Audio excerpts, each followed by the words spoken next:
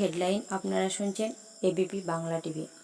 শেষ নিঃশ্বাস ত্যাগ করেছেন রাজ্যের প্রাক্তন মুখ্যমন্ত্রী বুদ্ধদেব ভট্টাচার্য। শোকের আবহাওয়া বাম শিবিরে দুপুর থেকে রাজ্যের নানা প্রান্তে বের হলো শোক মিছিল। বাঁকুড়া থেকে হুগলি, মেদিনীপুর সর্বত্র দেখা গেল একই ছবি। এদিন বিকেলে বাঁকুড়া শহরের প্রাণকেন্দ্রে মাচানতলা থেকে সিপিআইএম এর উদ্যোগে এই মিছিল শুরু হয়। শহরের পরিক্রমা করে মিছিল ফের শেষ হয় মাচানতলায়। এই দিনের মিছিলে বাম নেতৃত্ব ছাড়াও বহু সাধারণ মানুষও এই মিছিলে পা মেলান। পরে মাচানতলায় আয়োজিত শোকসভায় বুদ্ধদেব ভট্টাচার্য স্মৃতিচারণা করতে দেখা যায় বাম নেতৃত্ব। সিপিআইএম এর শোক মিছিল বের হয় চুঁচুড়াতেও।